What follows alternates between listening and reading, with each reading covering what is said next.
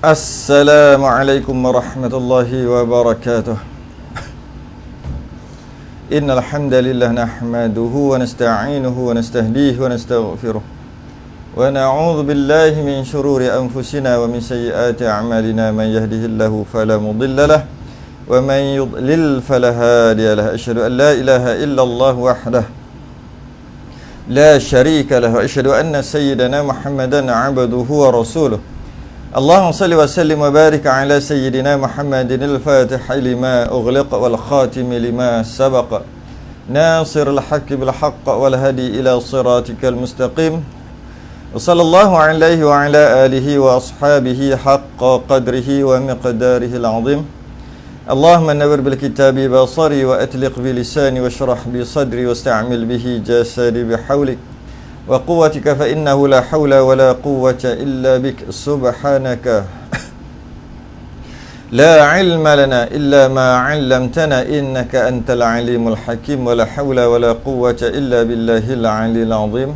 Amma ba'du. Alhamdulillah, kita rafa'kan kesyukuran dan terima kasih kita kepada Allah Ta'ala pada malam ni kita dapat sambung lagi pengajian kita kitab Risalah Al-Mahid lil Mubtadi'in. Baik, kita sambung terus. Risalah Al-Mahid lil Mubtadi'in, umur haid. Kita berhenti dekat umur haid.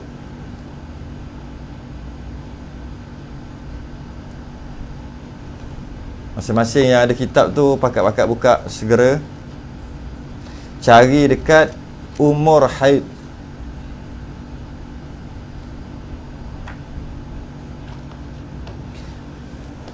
Umur haid, darah yang keluar melalui kemaluan seorang wanita, itu dihukum haid sekiranya berusia sekurang-kurangnya setelah genap 9 tahun qamariyah. Minimum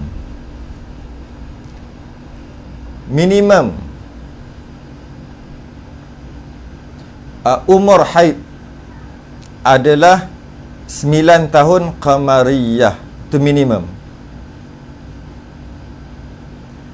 Dimaksudkan dengan setelah genap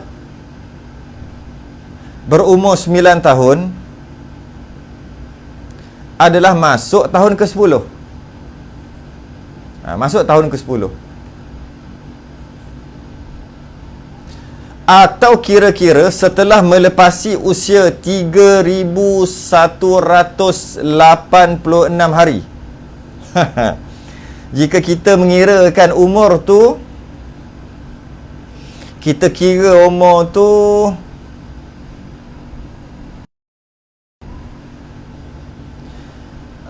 mengikut hari. Umur kanak-kanak perempuan tadi tu mengikut hari. Maka pada umurnya 3,186 hari.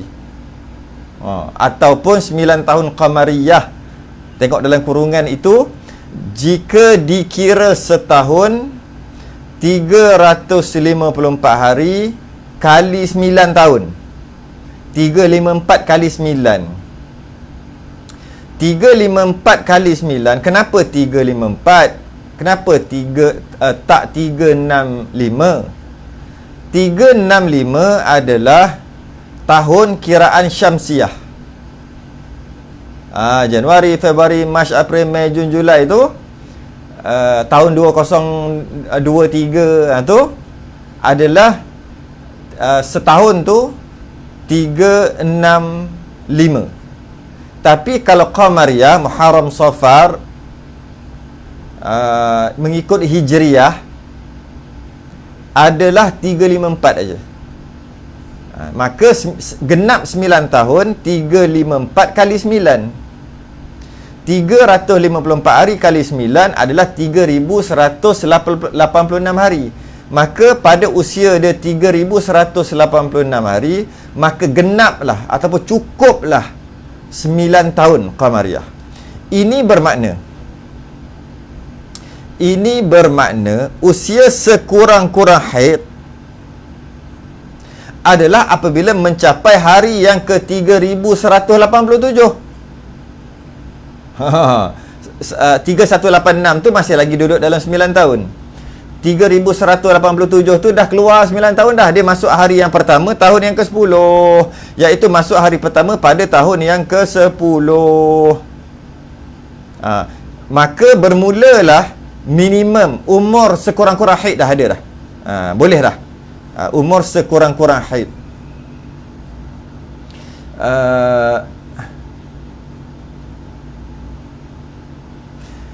Oleh kerana penentuan sama ada 29 atau 30 hari dalam sebulan mengikut bergantung kepada anak bulan, nampak anak bulan ke tak nampak anak bulan ke pada bulan Qamariyah ni, bergantung sama ada 29 hari atau 30, dan beberapa faktor yang lain atau faktor-faktor yang lain. Maka ianya, apa faktor yang lain? Antara faktor yang lain ni dia ada jam tu. 354 hari ada berapa jam, ada sedikit faktor-faktor yang lain. Makanya ianya yang 3186 ataupun 3187 tadi, ianya berkemungkinan akan bertambah sehari atau 2 hari dalam setahun. Mungkin dia akan bertambah lah sehari atau 2 hari dalam setahun, kerana faktor anak bulan tadi, faktor nampak anak bulan tak nampak anak bulan tadi tu. Maka dengan itu ada sedikit perbezaan lah dalam penentuan minimum, sekurang-kurang minimum umur sekurang-kurang haid. Okey. Jadi jika ataupun mudah untuk kita faham gini. Untuk mudah kita faham gini. Sekurang-kurang umur haid adalah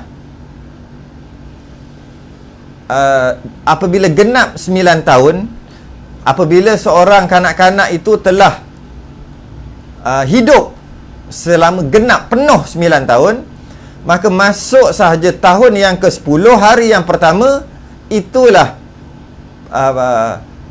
sekurang-kurang umur yang boleh dikatakan haid jika keluar darah pada waktu itu.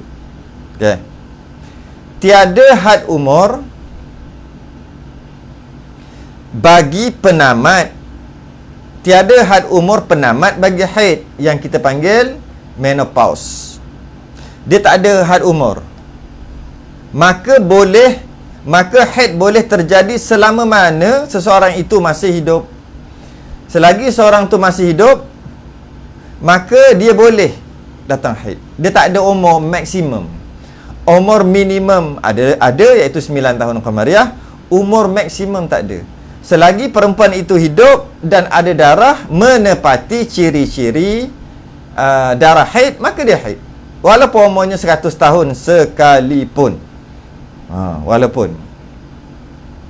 Jadi tak ada had maksimum lah. Tak ada. Bagaimanapun, itu pendapat mu'tamad.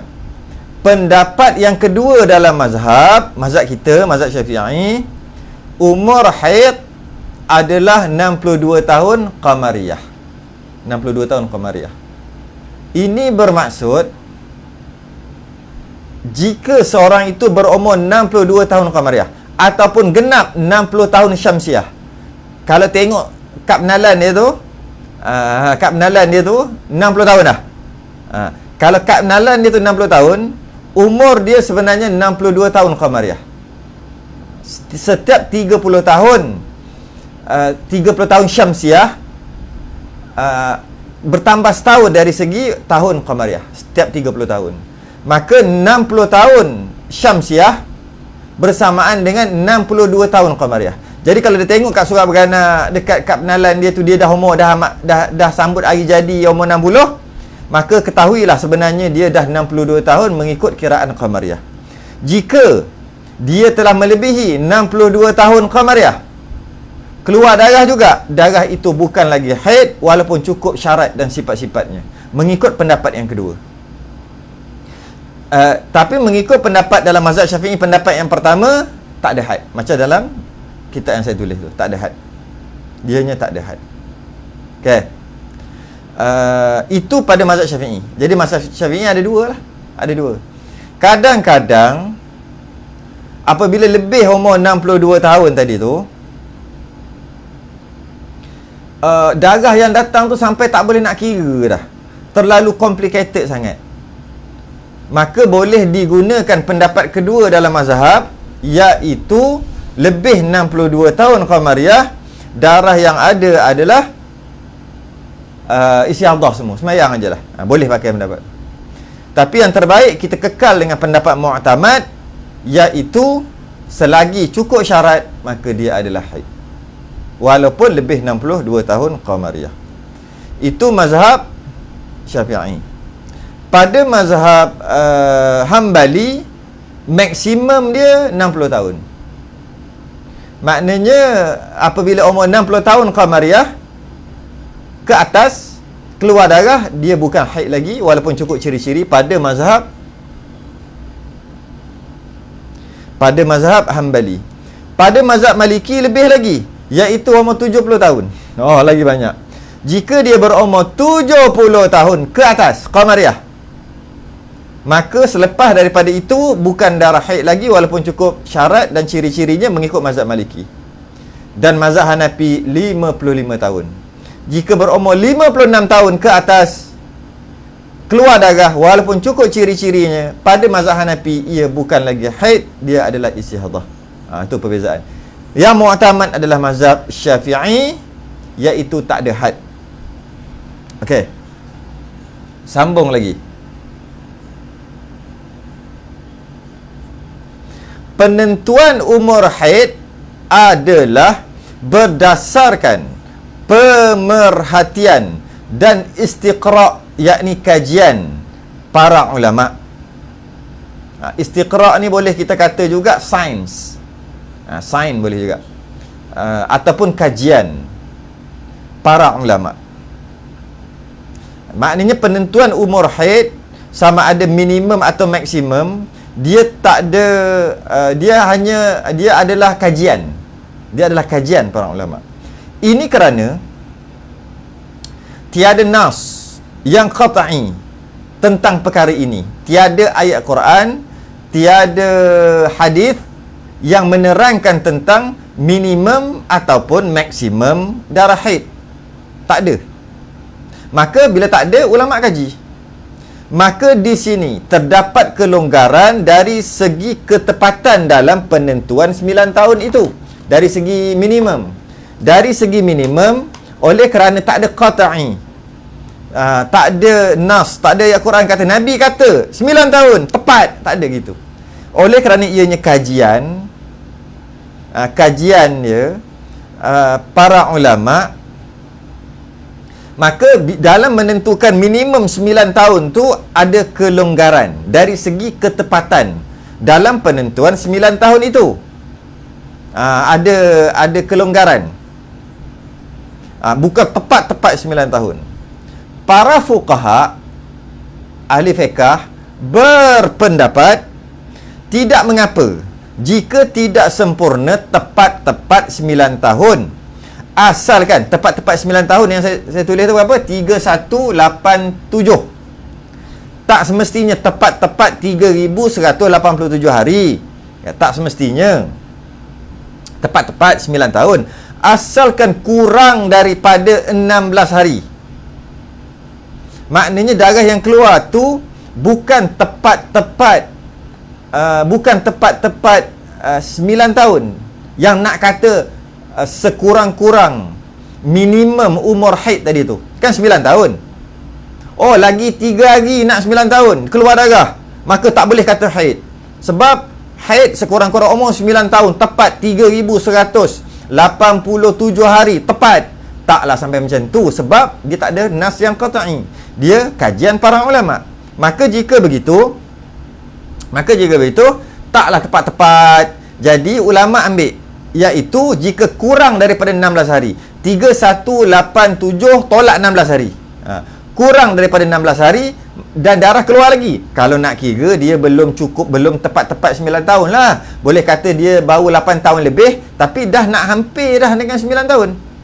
Tapi tak tepat-tepat lagi. Tiba-tiba keluar darah waktu itu. Bila keluar tu? Kurang daripada 16 hari. Kurang daripada 16 hari, 3187. Kalau kita ambil 3186, 3187 tu kan. Jadi kalau 3186 tolak 16, maknanya 3170. Jika dia keluar pada umurnya 3171, umurnya 3171 hari, iaitu kalau kita kira dekat-dekat 9 tahun dah tu, umur dia 3171 hari tu, dekat-dekat dah 9 tahun tepat, tapi belum masuk 9 tahun lagi. Tiba-tiba keluar darah kat situ.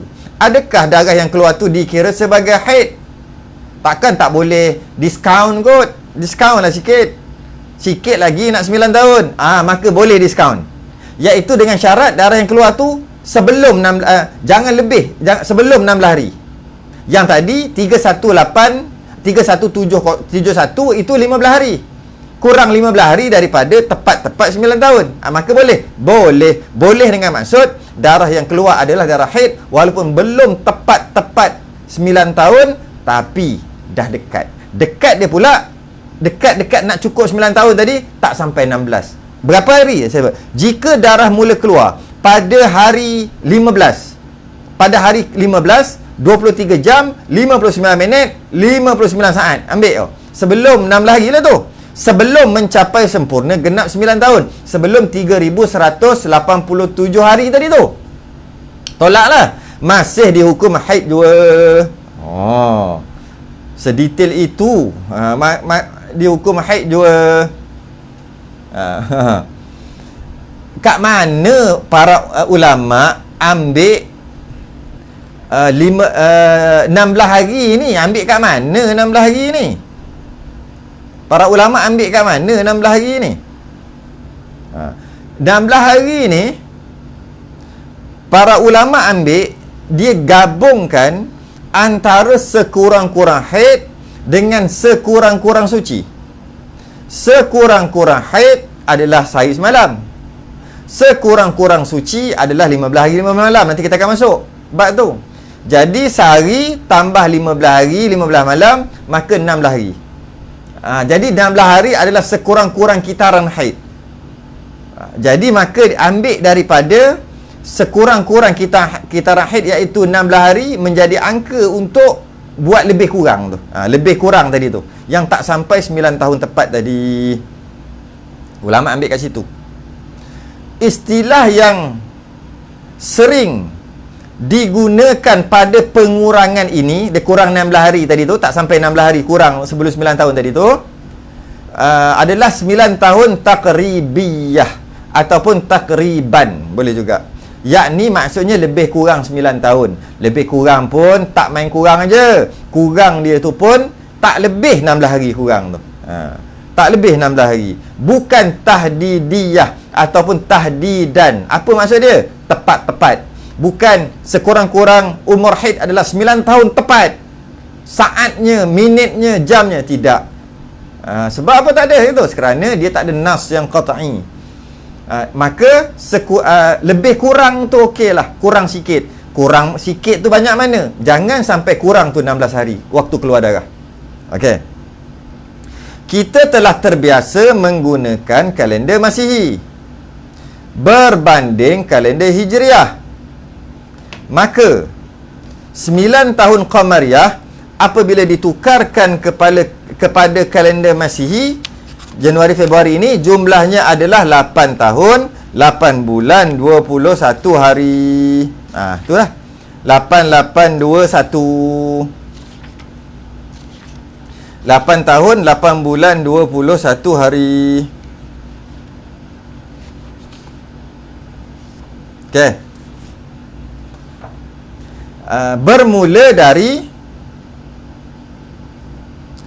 tarikh yang ada pada surat beranak atau kad pengenalan.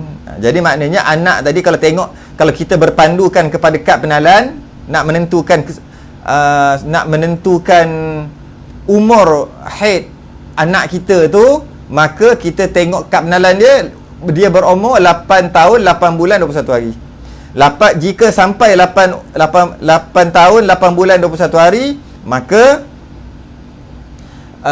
itu sebenarnya adalah 9 tahun qamariyah. Yang terbaiknya zaman sekarang ni dah ada kalender sebagainya, dah ada, kita boleh cek berapa hari bulan dan sebagainya. Baik guna qamariyah jugalah.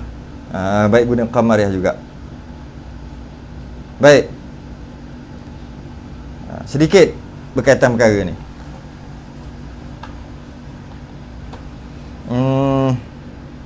Sebelum kita masuk,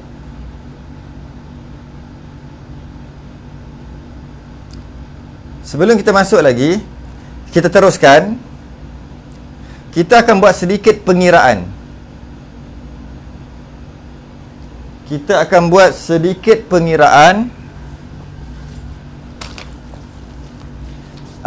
Macam mana pengiraan 9 tahun takriban tadi tu, sedikit pengiraan kita akan buat.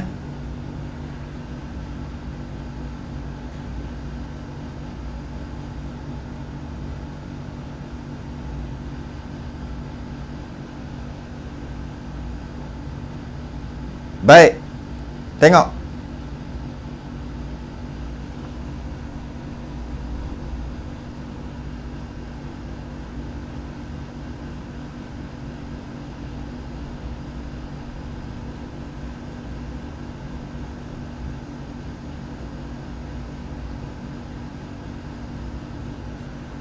Tengok.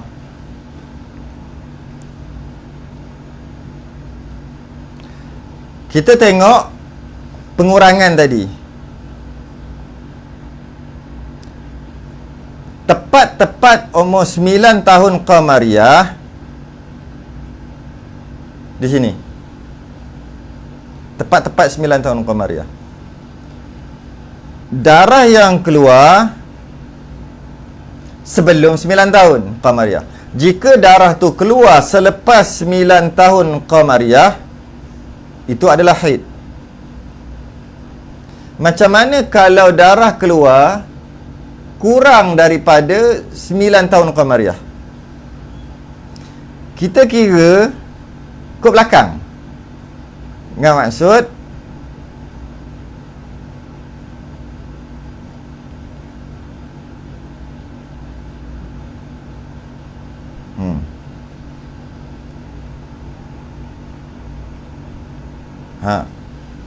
Kira kod belakang tak cukup, kecilkan lagi.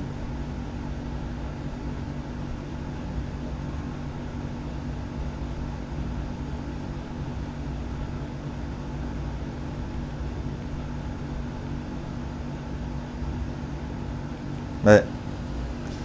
Umur dia tepat 9 tahun.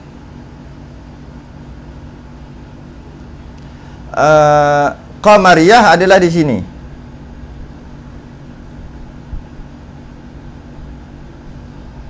Tapi darah yang keluar sebelum, iaitu dia keluar dekat ni 17.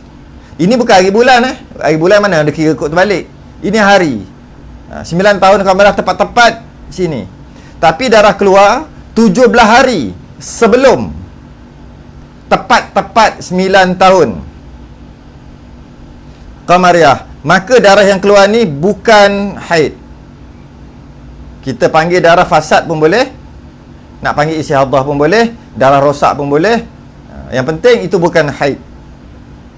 Sebab dia kata tadi 15 hari 23 jam 59 minit 59 saat. Dia kena dalam waktu itu.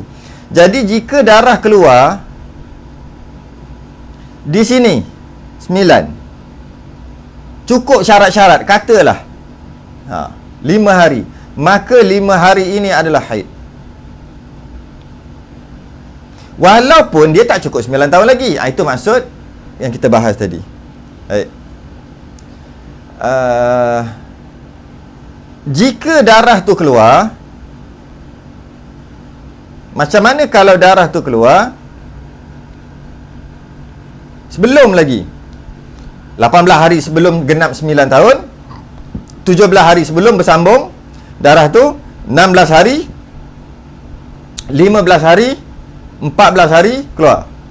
Maka kalau nak kira, di sini sempadannya iaitu 16 hari. Darah yang dalam 16 pun ada, darah yang luar 16 pun ada. Yang kita tahu, jika darah keluar dalam 16 hari sebelum genap 9 tahun, darah tu adalah haid. Jika sebelum pada itu, darahnya bukan. Macam mana kira ni? Maka kata keluar gini 5 hari. Maka 2 hari ni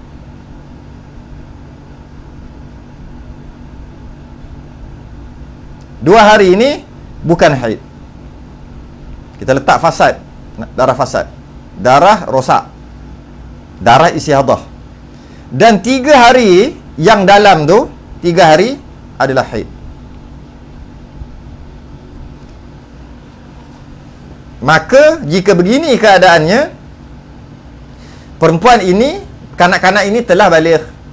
Maka sebelum 2 hari sebelum genap 2 hari duduk di luar 16 hari ni, duduk di luar, iaitu hari yang ke-17 dan 18, bukan haid. Dalam tu haid. Sikitlah kata perkara ni. Dan perkara ni sebenarnya kita tak perlu panjang-panjangkan lagi, sebab dia hanya berlaku sekali sahaja pada setiap orang. Itu pun bukan setiap orang akan berlaku darah yang keluar sebelum sebelum 9 tahun. Boleh kata kita nak cari itu payah, tak jumpa cari. 1000 orang mungkin seorang aja yang keluar sebelum 9 tahun, dan sebelum 9 tahun tu pun ada beberapa hari aja, kurang daripada 16 hari sebelum tu. Tak jumpa kita cari. Jadi kita tak perlu panjangkan lah, tak perlu panjangkan bahasan tu. Baik, sambung lagi.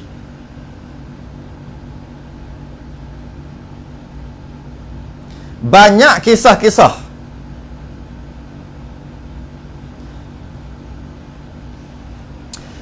kisah-kisah menarik yang diceritakan oleh para ulama dalam penentuan 9 tahun sebagai sekurang-kurang haid.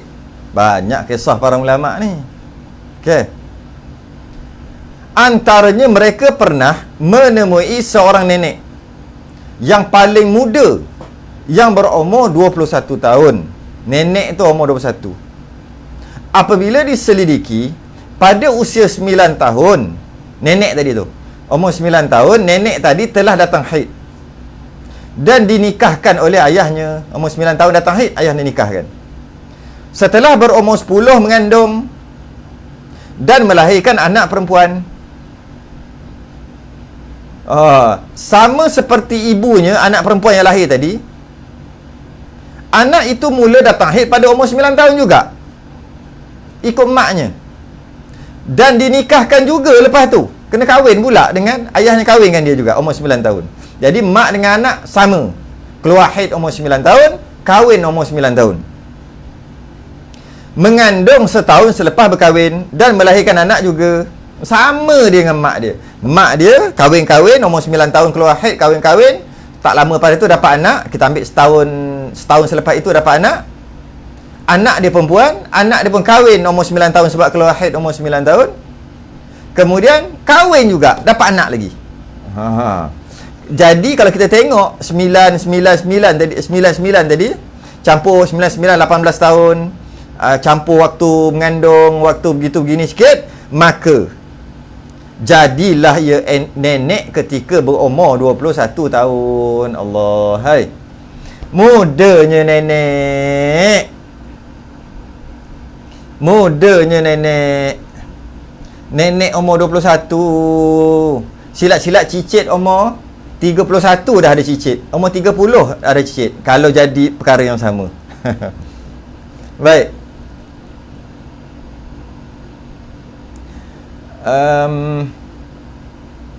sedikit kita bincang. Adakah syarak membenarkan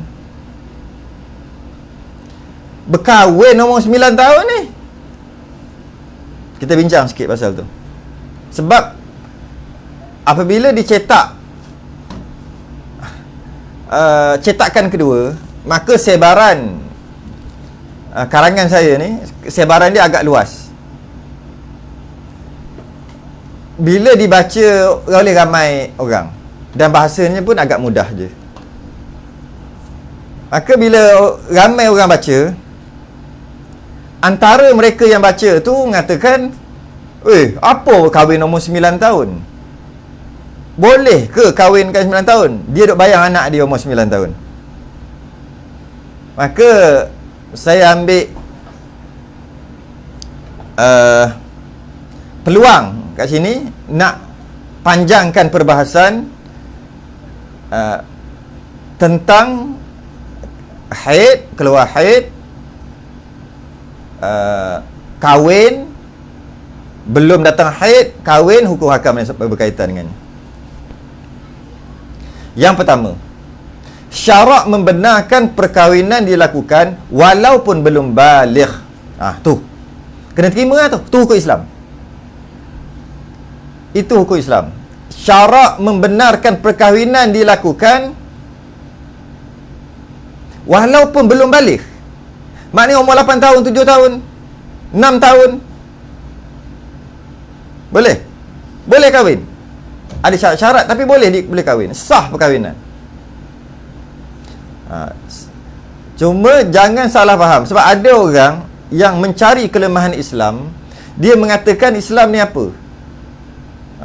Apa ni, kahwin ke budak-budak tak reti apa lagi. Ini hukum syarak. Allah yang menurunkan hukum syarak ni melalui Rasulnya. Maka sebab Allah yang cipta kita, arkiteknya, engineernya, semua Allah buat kita, maka Allah tahu kehidupan kita macam mana, maka dia letakkan hukum hakam. Undang-undang di Malaysia, ada beberapa negeri umur 16 tahun. Kebanyakan negeri umur 16 tahun. Ada negeri umur 18 tahun baru boleh kahwin. Jika kurang daripada tu tak boleh kahwin.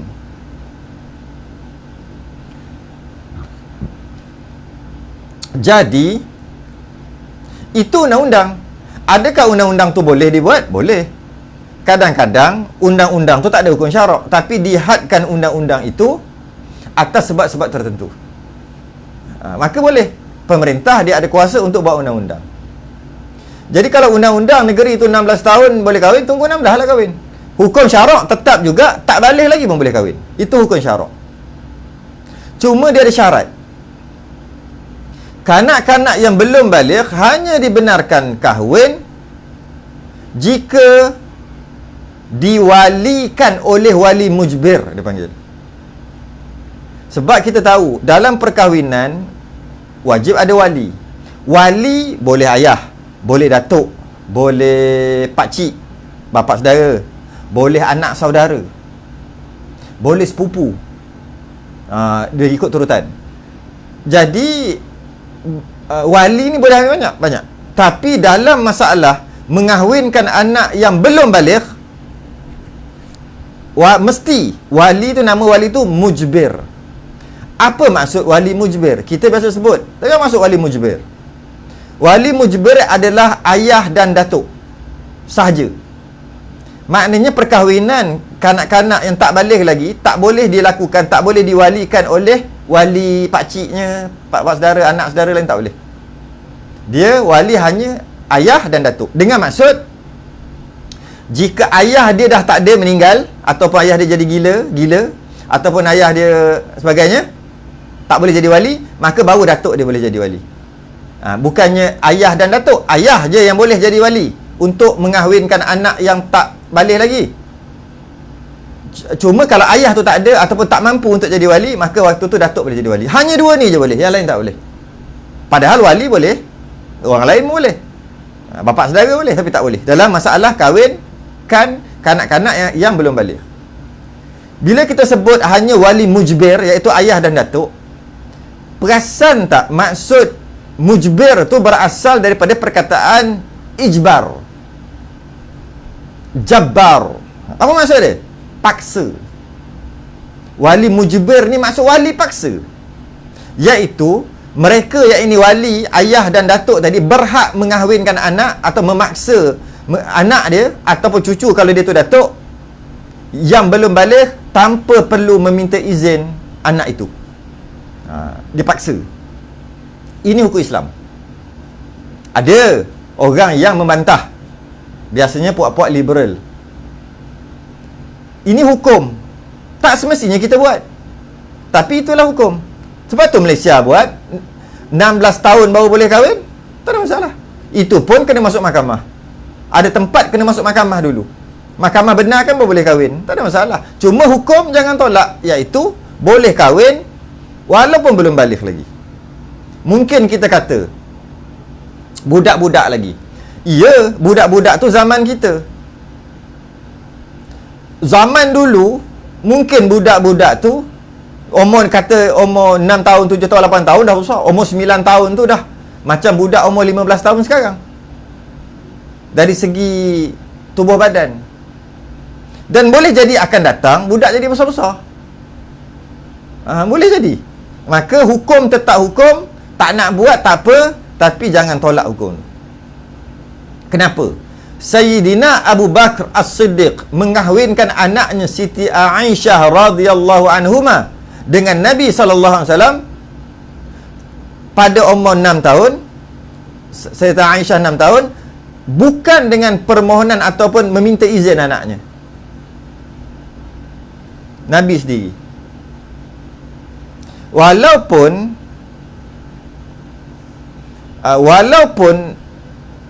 Sayyidatina Aisyah kahwin dengan Nabi umur Sayyidatina Aisyah 6 tahun, tapi bila Sayyidatina Aisyah keluar haid, barulah ayah dia serah dekat Nabi. Maknanya dah balik. Sebab haid menandakan balik. Balik ada dosa pahala.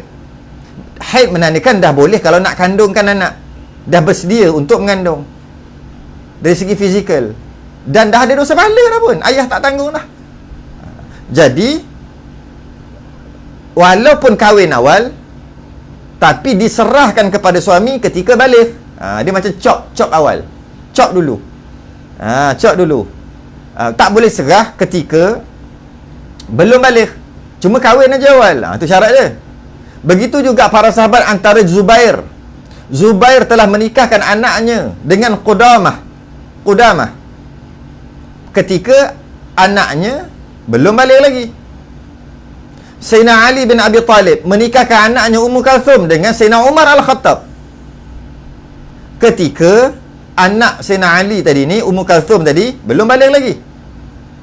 Semua perkahwinan yang saya sebut tadi tidak berlaku dengan kehendak dan keizinan kanak-kanak tu, kerana kanak-kanak tu kecil lagi, terlalu muda untuk diminta keizinan. Maka dia seumpama memaksa lah. Sebab tu nama wali mujbir, wali yang boleh memaksa. Jadi peristiwa ni menunjukkan keharusan seorang bapa menggunakan kuasa wali yang ada padanya untuk menikahkan anak gadisnya walaupun belum balik lagi. Cuma tak boleh serah kepada suami, serah bila anak kanak-kanak tu dah balik. Tapi ada syarat-syarat lain lagi. Antara syarat-syarat lain lagi adalah tak boleh ada unsur-unsur permusuhan antara wali dengan anak. Tak boleh ada unsur-unsur permusuhan.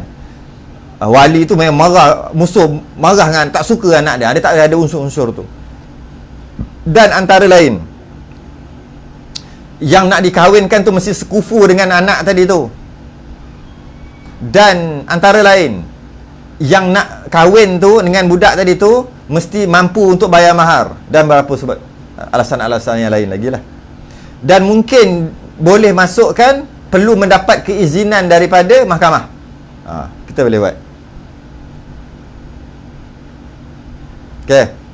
Jadi kita dapat faham kat sini bahawasanya kisah yang kita baca tadi, yang dia mengahwinkan anak dia umur 9 tahun, malah kalau dia kahwinkan anak umur dia 7-8 tahun sekalipun sah perkahwinan, tapi dengan syarat yang mewalikan adalah wali mujbir, dan hendaklah yang diserahkan anak tadi setelah balik. Umur 9 tahun kalau balik lah. Kalau umur 10 tahun balik, bagi umur 10. Umur 11 lah. Apa maksud balik? Keluar haid. Okey. Sedikit bahas. Kalau macam tu, bagaimana anak yang telah balik? Adakah tak boleh paksa? Anak yang telah balik, bapa dan datuk tetap mempunyai kuasa untuk memaksa juga untuk kahwin. Walaupun anak tadi dah balik. Cuma sunat memohon izin anak tadi. Nak kahwinkan ni. Okey ke tak? Sunat minta izin anak dia tadi. Walaupun dah balik. Sebenarnya wali mujbir ni, memaksa ni, wali yang memaksa ni, wali yang ada kuasa untuk memaksa ni, pada anaknya, anak perempuannya yang tak balik lagi ataupun dah balik. Cuma ketika anak tu tak balik, tak payah minta izin. Malah izinnya tak laku pun. Tapi kalau anak tu dah balik, sunat, tak wajib sunat minta izin ataupun tanya sebagai tanda penghormatan. Dan begitulah kata Imam Nawawi dan imam-imam yang lain mengatakan, jika perempuan itu diam, tak jawab, maka itu tanda setuju dan sebagainya. Okey. Sikitlah sebab ada orang tanya.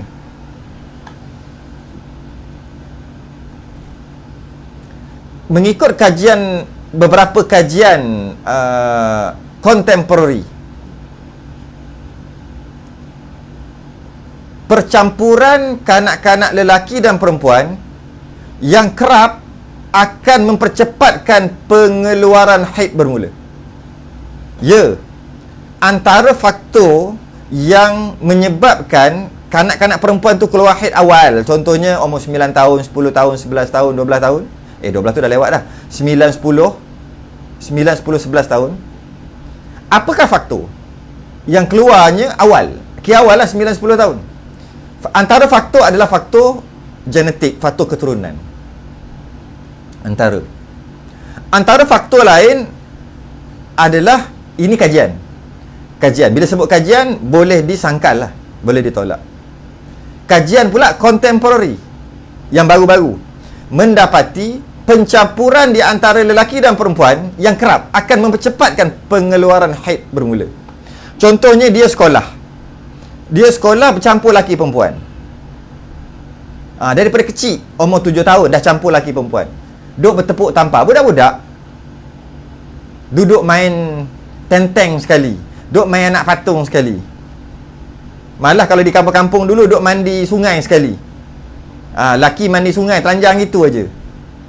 Perempuannya, kawan ini duduk masak kata ni, main pondok-pondok, main kahwin-kahwin dan sebagainya.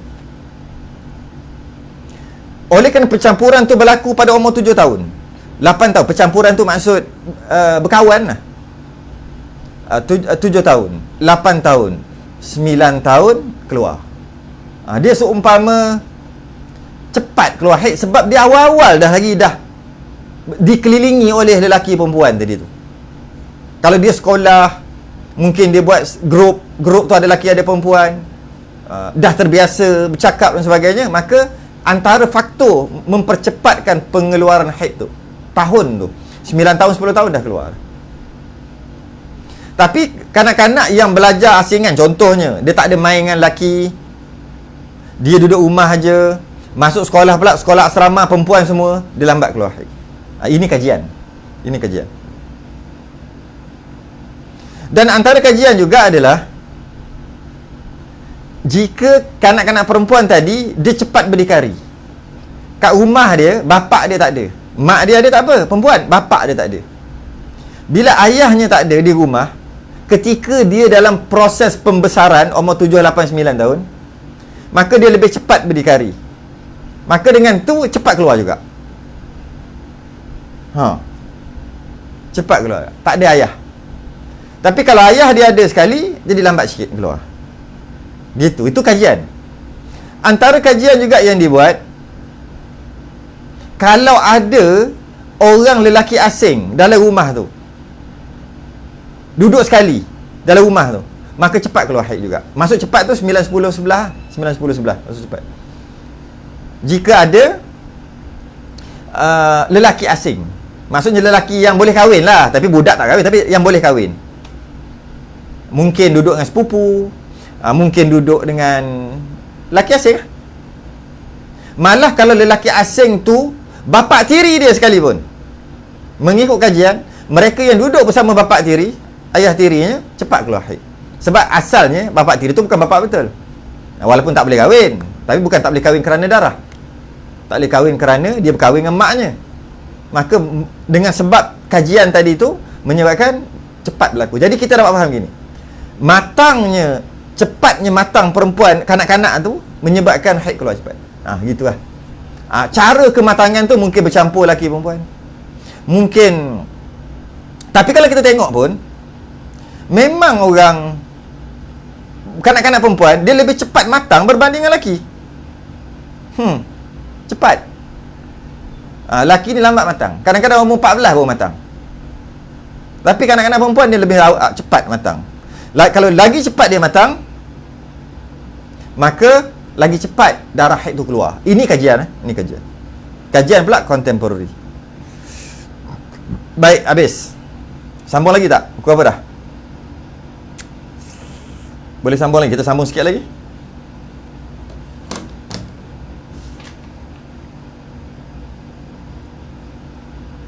Tanda baligh.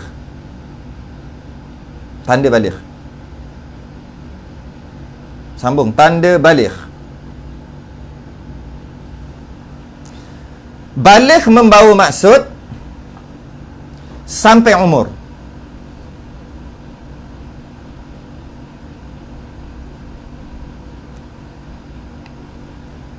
Baligh membawa maksud sampai umur, yakni sampai umur yang layak dikenakan kewajipan syariat seperti solat, puasa, haji, menuntut ilmu fardu ain dan sebagainya. Jadi bila sebut baligh, maksudnya dia diberati, dia mukallaf lah. Dia diberati untuk solat, wajib buat, tak buat berdosa, puasa, menuntut ilmu dan sebagainya. Ianya juga diberati dengan dosa pahala. Dia ada dosa pahala dah lah. Terdapat 3 keadaan yang menyebabkan seseorang itu dikatakan telah baligh.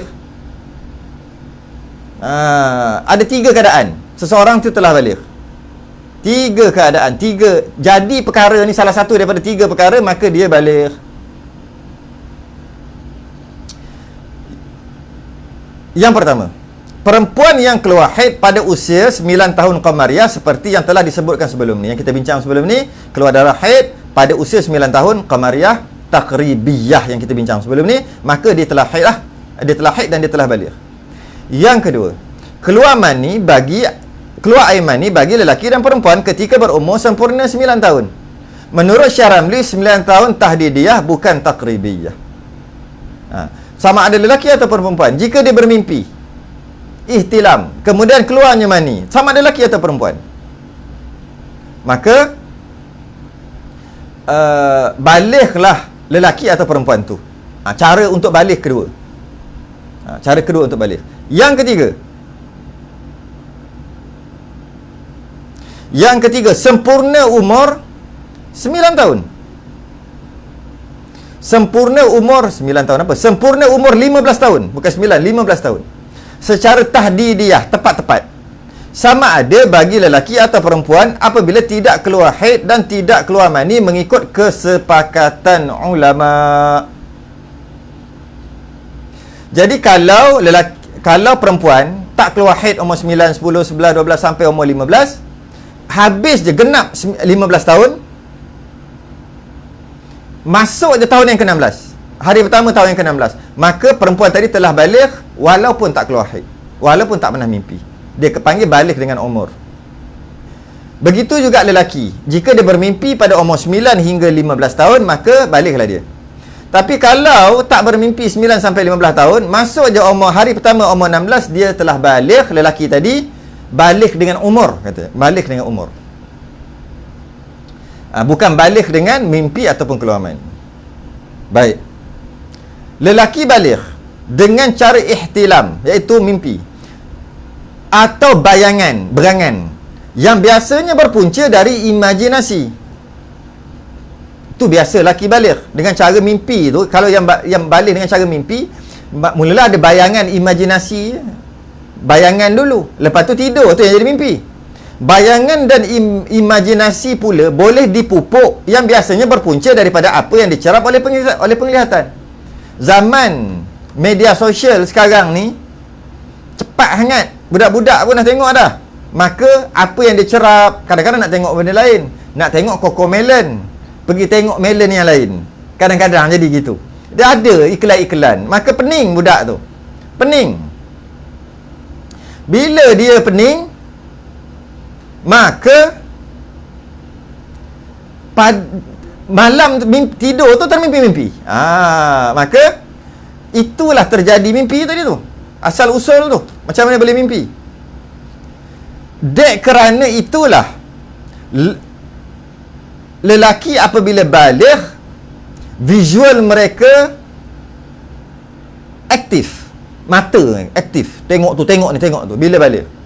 Malah mungkin sebelum balik pun dah aktif. Lebih-lebih lagi zaman langit terbuka dan maklumat di hujung jari sekarang ni. Lagi-lagi lah budak-budak cepat cerap dekat melalui penglihatan. Cepat dia mencerap apa yang dia lihat, kemudian dia fikir, kemudian boleh balik. Jadilah dia balik dengan cara mimpi. Baik, sambung lagi. Pepatah mata keranjang juga biasanya digunakan untuk lelaki, bukan perempuan. Sebab visual lelaki, mata lelaki ni memang aktif. Tengok tembus kata. Yang biasa bukan pada yang tidak dapat mengawal penglihatannya terhadap perempuan kerana visual yang terlalu aktif dan tidak terkawal. Kerana itulah lelaki ni dengan sebab visual dia aktif tu, terlalu aktif, menyebabkan digelar mata keranjang, tak dapat nak kawal. Kerana itulah ada hukum dalam Quran memerintahkan lelaki untuk ghaddul basar. Istilah ghaddul basar adalah menundukkan pandangan. Dengan kita menundukkan pandangan, maka mata juga tertunduk sekali. Okey. Sambung lagi. Ini baca senang ni, baca sendiri boleh ni. Kanak-kanak lelaki yang keluar seperti ciri-ciri mani sebelum mencapai umur 9 tahun, ia dihukumkan sebagai najis, tetapi jika tidak lebih 9 tahun dihukum suci. Kanak-kanak lelaki, tetapi jika lebih 9 tahun dihukum suci. Kanak-kanak lelaki keluar macam ciri mani, umur dia belum mencapai 9 tahun. 3187 hari tadi umur dia tak sampai lagi. Lelaki. Tiba-tiba entah macam mana termimpi ada ciri-ciri mani yang keluar. Tapi tak cukup 9 tahun, maka yang keluar tu adalah najis. Dan adakah dia balik? Dia tak balik sebab bukan mani. Mani mesti 9 tahun ke atas. Tetapi jika lebih 9 tahun dihukum suci. Jika yang keluar dengan ciri-ciri mani tadi umur 9 tahun ke atas, kanak-kanak tadi, maka hukum suci, iaitu mani adalah suci.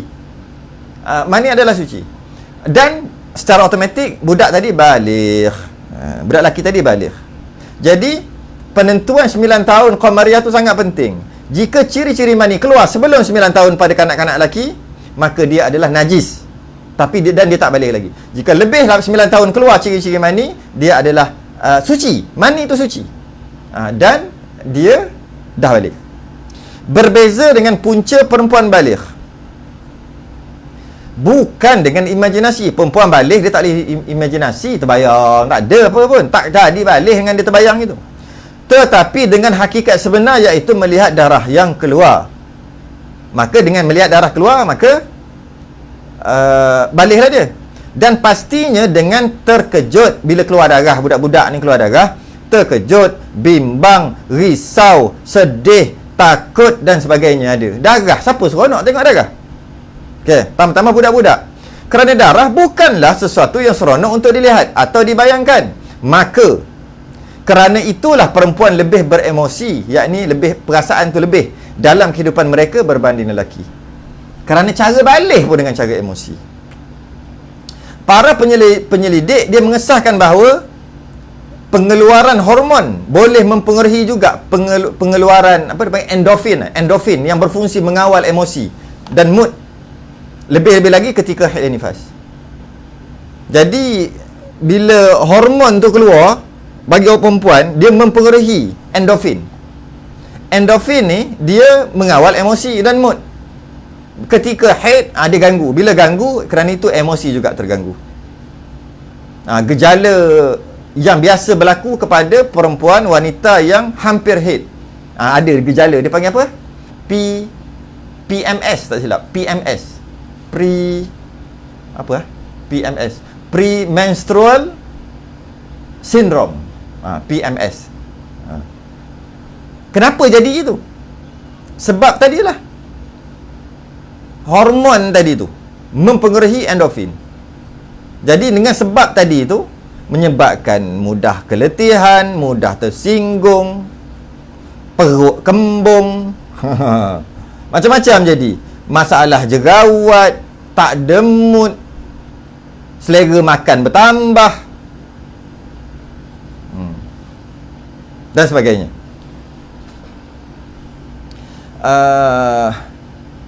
Sambung lagi. Adakah wanita mempunyai mani? Sebab tadi kata cara untuk balik yang kedua adalah jika perempuan tu keluar mani, mimpi keluar mani. Adakah wanita mempunyai mani? Ya. Suatu ketika Ummu Sulaim radhiyallahu anha, iaitu ibu kepada Anas bin Malik, datang kepada Nabi SAW dan bertanya, "Wahai Rasulullah, sesungguhnya Allah tidak malu dalam menjelaskan kebenaran. Apakah wanita wajib mandi jika dia mimpi basah, yakni mengeluarkan mani?" Ummu Sulaim tanya Nabi. Nabi SAW menjawab, "Na'am, idza ra'atil ma'." Ya, maknanya dia wajib mandi apabila wanita melihat mani. Maknanya dia mimpi keluar dan lepas dia bangun tu dia melihat mani ada, hendaklah dia mandi. Ummul Mukminin Ummu Salamah radhiyallahu anha, yang pada waktu itu berada di samping Nabi, ialah suami dia kan, tertawa dan bertanya, dia macam tergelak lah. Apa wanita juga mimpi basah? Maksudnya adakah perempuan pun ada mani, keluar mani? Nabi SAW menjawab, "Fabima yushbihul walad." Ya, ada. Dari mana anak itu boleh serupa dengan ayah atau ibunya kalau bukan dari mani? Mungkin bahasa kita sekarang kita panggil bahasa-bahasa yang lain lah. Tapi secara umumnya perempuan juga ada mani. Okey. Sambung lagi. Bagi kanak-kanak lelaki, apabila baligh dengan cara genap 15 tahun, dilihat adalah keadaan terbaik untuk baligh. Ya, ni tak boleh nak kontrol pun. Cuma kanak-kanak lelaki yang baligh dengan cara genap 15 tahun, maksud tak mimpi, adalah keadaan yang paling terbaik untuk baligh. Kerana jika dengan bermimpi, kemungkinan aja, tak tuduh pun, berkemungkinan terdapat khayalan dan visual yang tidak elok di minda. Dia dah perhati dah, ada yang dia perhati tu. Itu yang boleh mimpi tu. Itu boleh baligh awal tu. Okay. Pada usia yang sangat muda, umur 7, 8, 9 tahun, yang menyebabkan terbayang atau termimpi-mimpi sehingga terkeluarnya mani. Berbeza. Jadi maknanya kanak-kanak lelaki yang baligh yang terbaik adalah dengan cara genap umur 15 tahun tak mimpi-mimpi. Ini antara baligh yang terbaik. Baligh yang terbaik, iaitu baligh dengan umur. Kerana fikirannya masih lagi suci murni. Ayahnya jaga elok, tak bagi tengok benda bukan-bukan dan sebagainya. Bagus. Jika dia tengok awal-awal lagi perkara-perkara yang tak elok, itu jadi mimpi. Okey. Berbeza dengan kanak-kanak perempuan. keadaan terbaik untuk balik adalah dengan keluarnya haid seawal 9 tahun. Kalau boleh 9 tahun dah keluar dah haid awal, itu yang terbaik untuk balik bagi perempuan, kerana membuktikan ianya sihat tubuh badan dan badannya, sihat tubuh badannya untuk mengandung, serta mempunyai masa yang lama untuk bersedia setelah matang dari segi emosi dan kelakuan. Jadi badan dia umur 9 tahun dah bersedia untuk mengandung. Tiba-tiba kahwin umur, katalah kahwin umur 15, 16, dah 10 tahun dah dia bersedia dari segi fizikal dan mental. Lagi bagus. Jadi maknanya kalau dia balik umur 15, katalah tak keluar-keluar haid sampai umur 15, tak keluar-keluar haid umur 15, maknanya ada something wrong. Nanti payah nak dapat anak, dan emosi dia belum bersedia lagi, dan badannya juga fizikal belum bersedia untuk mengandung. Kalau tiba-tiba keluar umur 16 baru keluar haid, maka memerlukan sampai mungkin 10-15 tahun lagi untuk badannya ataupun emosinya bersedia. Dan mungkin akan berlaku haidnya yang tidak teratur, menyebabkan payah nak dapat anak dan sebagainya. Kerana itulah, dari segi orang perempuan, lagi cepat dia balik, lagi baik, kerana dia telah bersedia dari segi fizikal dan mental. Dan tak baik, tak elok jika dia balik dengan cara umur, maknanya berpenyakit. Tak elok tu maksud ada penyakit lah.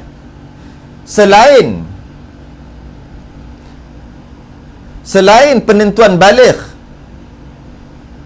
berkait rapat dengan kewajipan ibadah, bila balik wajib ibadah, bila balik wajiblah sembahyang, ibadah sebagainya. Selain penentuan balik berkait rapat dengan kewajipan ibadah, ia juga berkait dengan muamalat. Seperti dengan balik dibolehkan untuk tasarruf harta, termasuk sahnya jual beli, sahnya pemberian hadiah dan sebagainya. Kanak-kanak yang belum balik, jual belinya ada masalah. Pendapat mutamat, jual belinya tak sah. Kalau dia bagi duit kat orang, tak sah. Kalau dia hibah, tak sah, sebab dia tak balik lagi, dia tak cerdik lagi. Pendapat yang kedua mengatakan jika dia jual beli sah, walaupun tak balik, dengan syarat amount jual beli tadi tu kecil. Mungkin kata-kata RM10 ke bawah kot, maka sah jual beli, sebab amount tu kecil. Tapi amount tu besar, maknya meninggal, dia dapat pusaka daripada maknya RM100,000, tiba dengan RM100,000 tu dia bagi pakat-pakat bagi kawan-kawan ni, dia pakat bagi orang-orang lain, maka tak sah pemberian tu kerana RM100,000 tu besar. Maka tak boleh, tak sah tasarruf, tak sah dia bagi. Sebab apa? Sebab dia belum balik. Bila dah balik, kalau dia bagi, sah bagi. Kalau dia jual beli, walaupun mahal jual beli tu, sah. Jadi penentuan balik ni penting. Sebab dia ada bukan sekadar berkaitan dengan ibadah, puasa sebagainya. Dia juga berkaitan dengan jual beli. Jual beli, pemberian harta, hibah, menerima hadiah.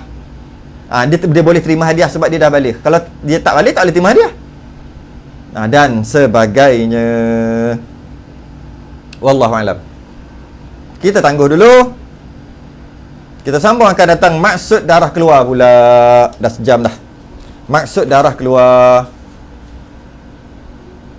Kita berhenti dulu ya. Kita sambung, akan datang insya-Allah pada hari dan waktu yang sama. Sudah ingin tasbih kafarah dan suratul subhanakallahumma hamdik asyhadu an la ilaha illa anta astaghfiruka wa atubu ilaik. Bismillahirrahmanirrahim. Al-'asr innal insana lafi khusrin illa alladhina amanu wa 'amilus solihati wa tawassaw bil haqqi wa tawassaw bis sabr. Assalamualaikum warahmatullahi wabarakatuh.